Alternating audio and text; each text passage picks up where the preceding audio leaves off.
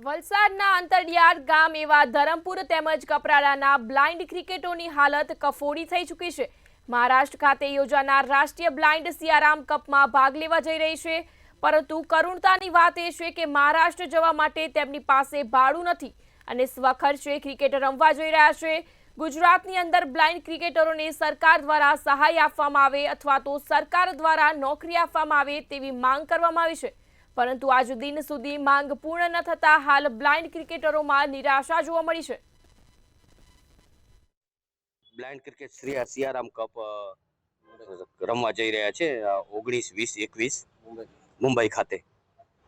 કેવા તો બીજું કઈ વધારે નહીં, ગવર્મેન્ટ પાસે એવી માંગ છે. આ લોકો જે પછાત જિલ્લામાંથી જે બેકવર્ડ કાસ્ટમાંથી ને આવે છે એ લોકો ઇન્ટરનેશનલ પણ રમી ચૂકેલા છે. આમાં અમારી ટીમમાં છે એવા ખેલાડી 4-5 ઇન્ટરનેશનલ પણ રમી ચૂકેલા છે. એ લોકો પાસે કોઈ કામ ધંધો રોજગાર કઈ એવું કોઈ ગવર્મેન્ટ જોબ નથી જે પોતાનું ગુજરાન ચલાવી શકે. હું બ્લાઇન્ડ ક્રિકેટ રમી ચૂક્યો છું, ઇન્ટરનેશનલ નેશનલ રમી ચૂક્યો છું.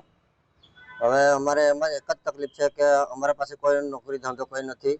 તો સરકારને એવી વિનંતી કરીએ કે અમને કોઈ થોડીક પોતાનું ગુજરાન ચલાવવા માટે કોઈ નોકરી ધંધો કોઈ કરી આપે તો સારી વાત. અમે આગળ સરકાર જોડે વાત કરી, ઘણી વખત આમ તો અમે રજૂઆત કરી પણ કોઈ એનો જવાબ નથી આવ્યો.